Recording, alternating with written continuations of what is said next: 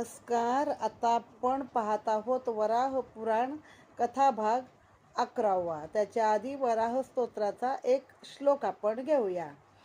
अवधिद्यो हिरण्याक्षम विश्वकंटक राक्षसम विश्वपालहितम विष्णू वंदे वाराह रूपिणम. म्हणजे हिरण्याक्षाचा वध केला आहेस, राक्षसाच्या वधासाठी तू जन्माला आलायस, विश्वाचं पालन करण्यासाठी विष्णू तू रूप घेतोस, तुझ्या वाराह रूपाला मी नमन करतो, असा त्याचा अर्थ आहे. आणि मूळ हे विष्णूचेच दशावतार असल्यामुळे आपण रोजच विष्णूचा आपण श्लोक आता म्हणूया.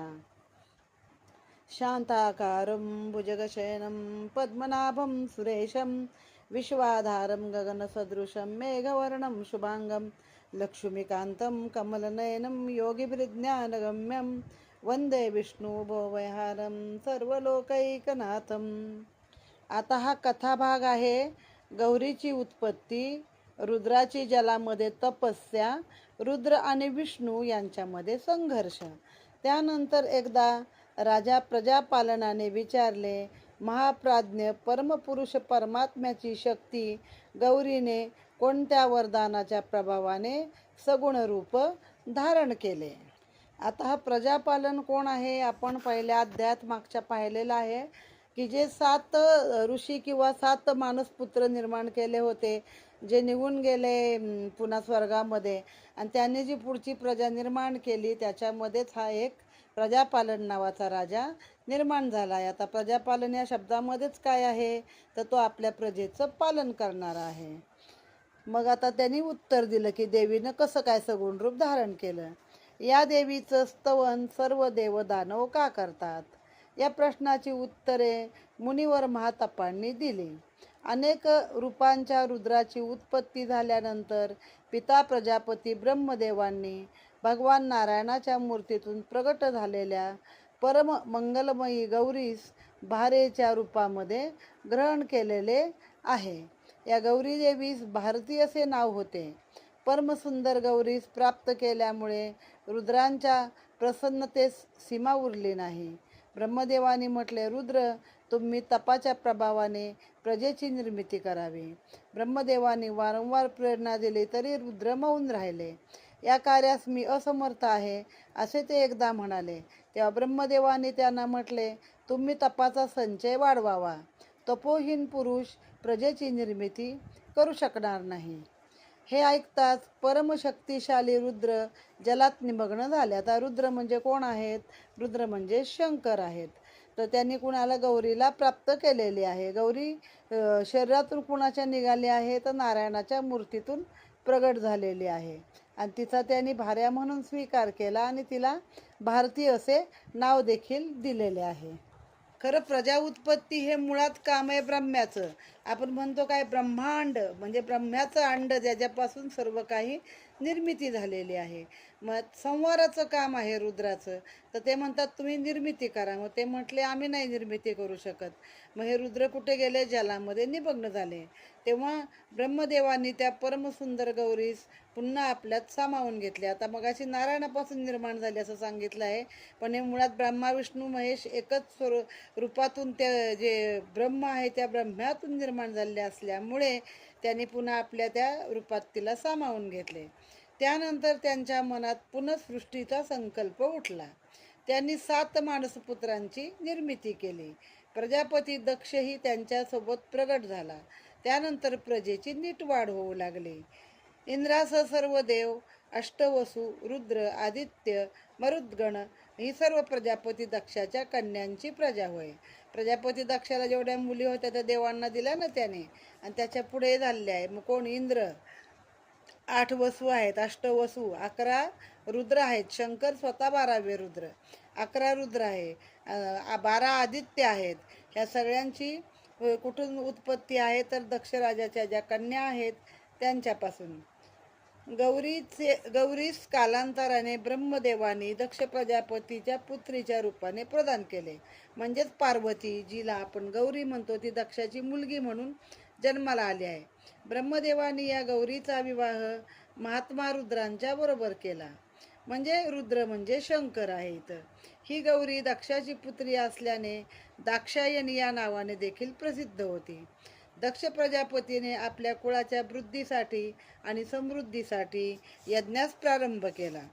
या यज्ञात मरीची आदी सर्व ऋषी आपापल्या विभागात व्यवस्थित येऊन ऋत्विजांचे कार्य करू लागले. म्हणजे यज्ञाचं जे कार्य असतं, स्वाहाकार करणारे जे यज्ञाभोवती बसलेले असतात ते आपल्या आपल्या विभागाचं कार्य करू लागले. स्वतः मुनीवर मरीची ब्रह्मा बनले आणि ब्रह्मपुत्र अन्य स्थानांवर नियुक्त झाले. अत्रि ऋषींना या यज्ञात स्थान मिळाले.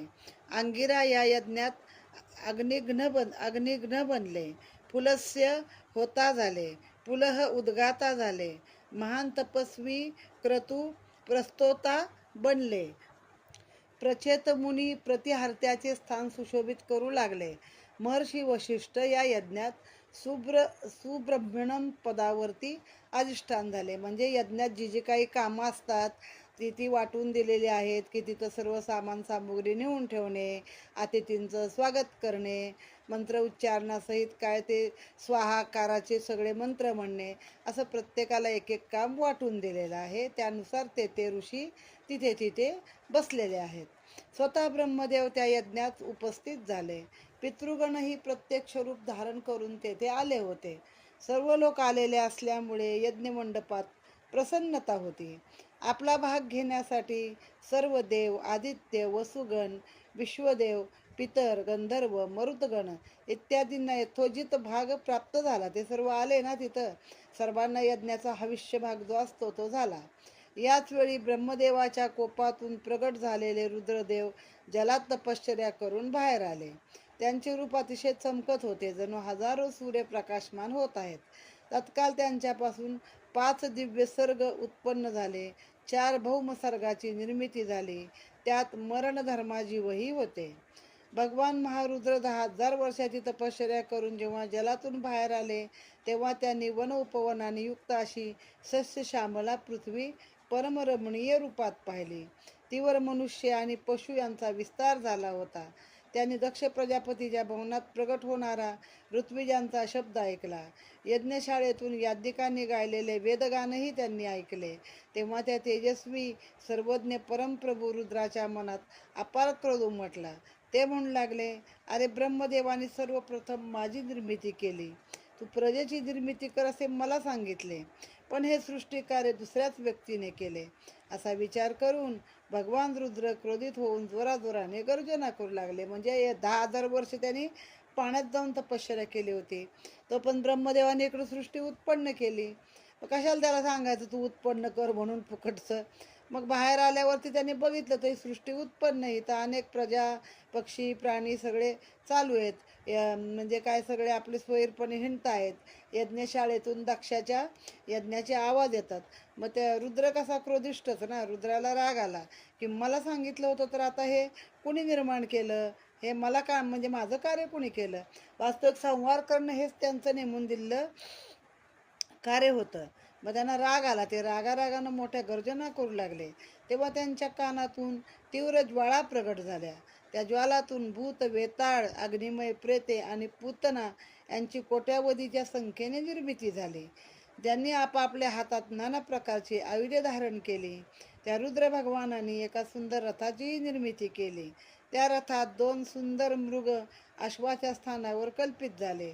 3 तत्वे त्या रथाचे 3 दंड झाले. म्हणजे घोड्यांच्या जागी तिथं 2 हरणं बांधलेली आहेत त्याने. आणखीन 3 तत्व असतात. कुठली तत्व आहेत? 3 तर सत्व, रज आणि तम ही 3 तत्व आहेत. ते 3 रथाचे खांब झाले. धर्मराज त्या रथाचा अक्षदंड बनला. पवन त्या रथाचा घरघर असा ध्वनी झाला हवा. दिवस रात्र त्या रथाच्या 2 पताका बनल्या. धर्म अधर्म यांचे ध्वजदंड झाले. त्या वेदविद्यामय रथावर सारथी म्हणून स्वतः ब्रह्मदेवांना स्थापित केले.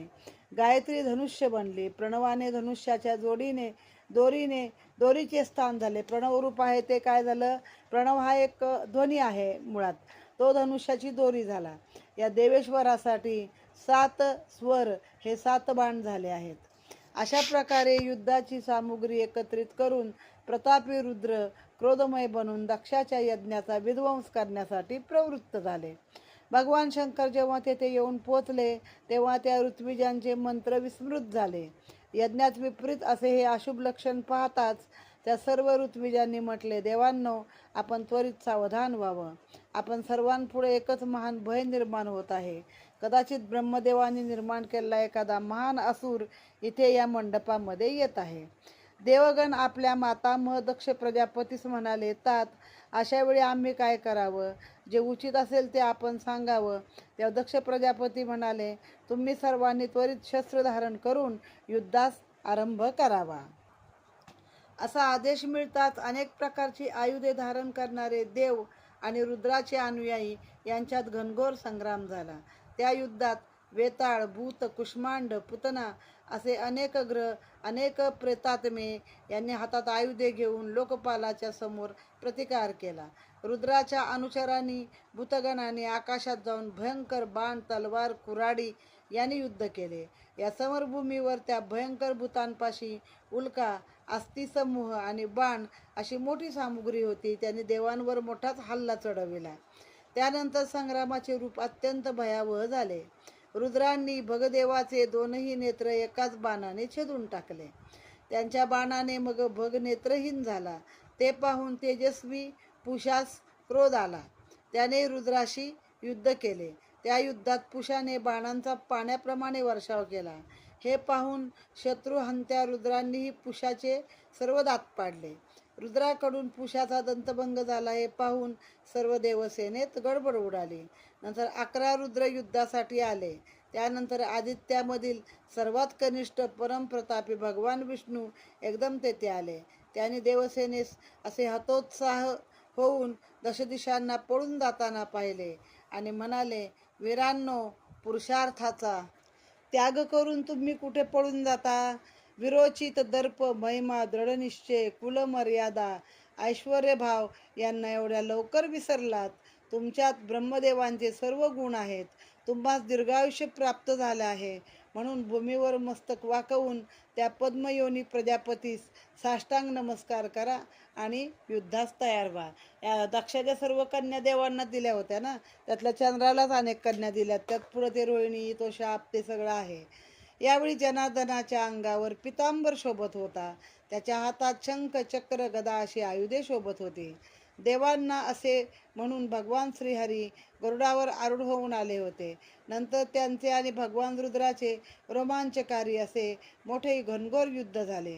रुद्रांनी पाशुपतास्त्राने विष्णूवर आणि विष्णूंनी कुपित होऊन रुद्रावर नारायणास्त्राचा प्रयोग केला.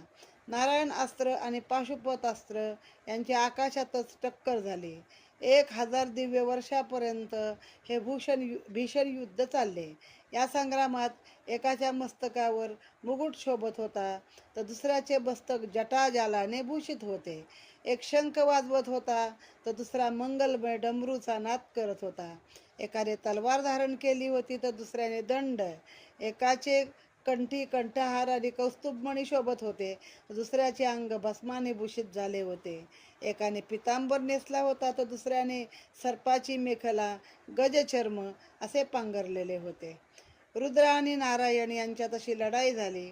हरी आणि हर दोघेही एकपेक्षा एक वर चढ होते. हे पाहून पितामह ब्रह्मदेवाने म्हटले, आपण दोघंही उत्तम व्रताचं पालन करणारे आहात. म्हणून आपापल्या स्वभावास अनुसरून आपण आपल्या अस्त्रांना शांत करावं. ब्रह्मदेवांनी असे म्हटल्यावर विष्णू आणि शिव दोघेही शांत झाले.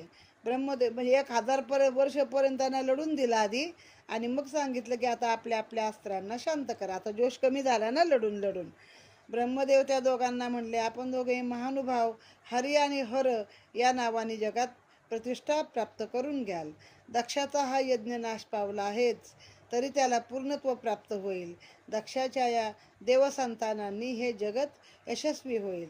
लोकपितामह ब्रह्मदेवांनी या प्रकारे विष्णू आणि शिव यांना म्हटल्यावर उपस्थित देवांना ते म्हणाले, देव हो, आपण या यज्ञात भगवान रुद्रांना अवश्य भाग द्यावा. कारण वेदांची आज्ञा आहे की यज्ञात रुद्राला भाग देणं हे परम प्रशस्त आणि योग्य आहे. या रुद्रदेवाचं तुम्ही सर्वांनी स्तवन करावं. ज्यांच्या प्रहाराने भगदेवाचे नेत्र नष्ट झाले, पुषाचे दात पडले, त्या भगवान रुद्राची स्तुती करावी. त्याला विलंब करणं ठीक नाही. फलस्वरूप म्हणून मी प्रसन्न होऊन तुम्हाला वरदान देईल. यातला भगदेव काय मला गुगलवर सापडला नाही, पण पुषा या देवतेचं मात्र माहिती मिळाली आहे. ती आपल्याला सांगते. हिंदू वैदिक धर्मामध्ये जी पोषण करते, वृद्धी करते, संरक्षण करते अशी देवता म्हणजे पुषा आहे. हे सूर्याचं पण एक स्वरूप मानलं जातं. आणि याचं कार्य काय आहे? पुषा या शब्दाचा अर्थ पुष धातूपासून बनलेला आहे. हा शब्द धातू म्हणजे इथं शब्दाचा धातू आहे. मग तो अन्न, वनस्पती, समस्त जीवाचं पालन पोषण करतो, मार्गदर्शन, रक्षण करतो. पशुधन, गायी, यात्री, रस्ते हे सगळंच रक्षण करतो. यात्रा आणि विवाह या दोन्ही ठिकाणी पुषाचं हे करण्याची पद्धत आहे, पूजन करण्याची पद्धत आहे. कारण तो सगळं मिलन म्हणजे त्या दोन विवाहाचा संबंध, मिलन चांगल्या प्रकारे देवता त्याला आशीर्वाद देते.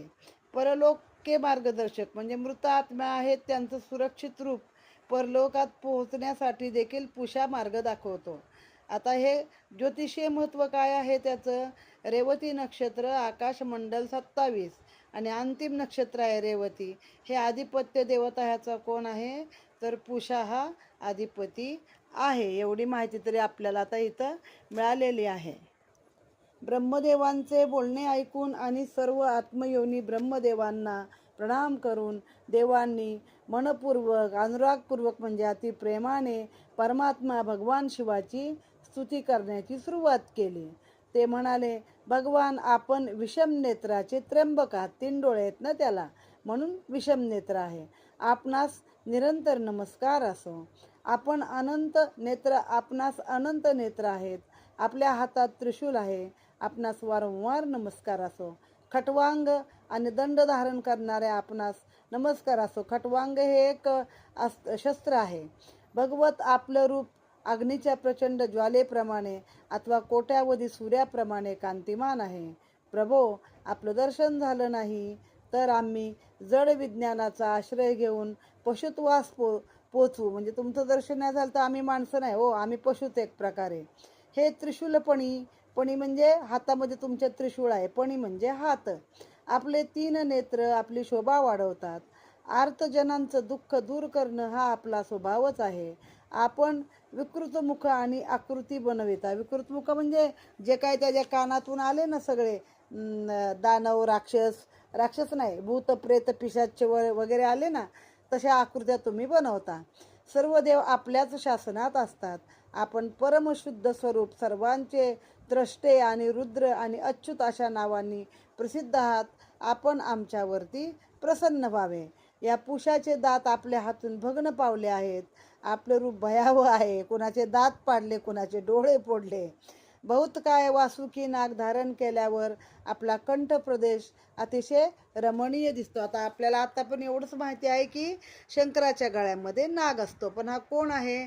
तर हा वासुकी नाग आहे. अच्युता, आपण विशाल शरीराचे आहात. आम्हा देवांवर अनुग्रह करण्यासाठी आपण कालकूट विषाचं पालन केलं, म्हणूनच आपला कंठभाग हा निळा झाला आहे. बाकी शंकर हा कापुरासारखा पांढरा शुभ्र आहे, म्हणून त्याला कर्पूरवर्ण गौरम करुणा अवतारम असं म्हटलं जातं. आणि कंठ फक्त त्याचा निळा आहे. सर्व लोक महेश्वरा, विश्वमूर्ते, आपण आमच्यावर प्रसन्न व्हावं. आपण या यज्ञाचा प्रधान भाग स्वीकारावा. म्हणजे आता मोठा मुख्य भाग त्याला दिला आहे. नीलकंठा, आपण सर्व गुणांनी संपन्न आहात. प्रभो, आपण प्रसन्न व्हावं. आपण आमचं रक्षण करावं. आपण स्वतः गौरवर्णाने शोभत आहात. हे कपाली, त्रिपुरारी. कपाली म्हणजे काय? कपाली मांत्रिकाला पण म्हटलं जातं बघा, कपाली म्हणून. तर त्याच्या हातामध्ये नरमुंड असतं आणि त्या नरमुंडाचं त्यांनी ते भिक्षापात्र केलेलं असतं, म्हणून त्याला कपाली म्हटलेलं आहे. कपाली, त्रिपुरारी आणि उमापती ही आपलीच नावं आहेत. भगवन, सर्व प्रकारच्या भयापासून आपण आमचं रक्षण करावं. प्रभो, भव, शर्व, महादेव, पिनाकी, हर आणि रुद्र ही सर्व आपलीच नावं आहेत. हे विश्वेश्वरा, आम्ही आपणास प्रणाम करतो. आपण आमचं रक्षण करावं. देवांनी या प्रकारे स्तुती केल्यावर देवादिदेव रुद्रदेव प्रसन्न झाले आणि म्हणाले, देवांनो, भगास नेत्र आणि पुषास दात पुन्हा प्राप्त होतील. दक्षाचा यज्ञ पूर्ण होईल. तुमचं पशुत्व दूर होईल. माझ्या दर्शनाने तुम्हास पशुपतित्वाची प्राप्ती होईल. आणि मी सनातन कालापासून सर्व विद्यांचा अधीश्वर आहे. माझं नाव पशुपती आहे. कारण मी पशुत बुद्धिजीवात त्यांच्या अधीश्वराच्या रूपात निवास करतो. जे माझी उपासना करतील ते पाशुपत दीक्षेने युक्त होतील. आता पशुपतीनाथ कुठं आहे? नेपाळमध्ये आहे. आपल्या भारतातले 12 ज्योतिर्लिंग केल्यावर अर्ध ज्योतिर्लिंग पशुपतीनाथ म्हटलं जातं. आणि त्याची पण व्याख्या म्हणजे त्याची पण परिक्रमा करायची असते. त्याचं पण दर्शन घ्यायचं असतं. पशुत्व दूर होईल म्हणजे काय? तुम्ही मानव आहात, पण तुमच्या मनामध्ये जे काही पशुत्व निर्माण झालेलं आहे ते तुमचं पशुत्व दूर होईल असं सांगितलं आहे. आणि सर्व पशूंच्या ठाई पण मी आहे. म्हणून तुम्हाला पशुपतित्वाची म्हणजे कशाची? की पशूंचा तुम्ही हे व्हाल. पती म्हणजे थोडक्यात त्यांचा मालक व्हाल, अशी मी तुम्हाला एक हे देत आहे. आणि जे माझी उपासना करतील त्यांना पाशुपतास्त्र पण मिळेल. भगवान रुद्रांनी असे म्हणतात, लोकपितामह ब्रह्मदेव अत्यंत स्नेहपूर्वक हसून त्यांना म्हणाले, रुद्रदेव, आपण निश्चयाने या जगात पशुपती नावाने प्रसिद्ध व्हाल. हा दक्षही जगात प्रसिद्ध होईल. सर्व जगत त्याचा सन्मान करेल. त्यानंतर मेधावी ब्रह्मदेव दक्षास म्हणाले, वत्सा, मी गौरीस तुला प्रथमपासून दिलंच होतं. आता तू तिला रुद्राच्या स्वाधीन करावंस. परम सुंदरी गौरीने दक्षाच्या घरी कन्यारूपाने जन्म घेतला होता. ब्रह्मदेवाच्या सांगण्यावरून दक्षाने तिचा विवाह महाभाग रुद्रांशी केला. दक्षकन्या गौरीस रुद्रांनी पत्नी म्हणून स्वीकारलं. त्याबरोबर दक्षाचा सन्मान वाढला. तेव्हा ब्रह्मदेवानी रुद्रास निवास करण्यासाठी कैलास पर्वत दिला आहे. तेव्हापासून ते आपल्या गणासहित कैलास पर्वतावर राहू लागले. ब्रह्मदेव दक्ष प्रजापतीस घेऊन दुसरीकडे निघून गेले. आता हिनं उडी मारलेली आहे यज्ञामध्ये. आणि ते एका ठिकाणी हिमाचलकडं कुठंतरी मंदिर आहे त्याचं, दक्षाचं. त्याचं दक्ष प्रजापतीचं मंदिर कुठं साधारण आपण पाहिलेलं नाही आहे, पण तिथं मंदिर आहे. आणि तिनं ज्या कुंडात उडी मारली ती जागा देखील तिथं दाखवलेली आहे. अशा रीतीने हा कथाभाग इथे संपन्न होत आहे.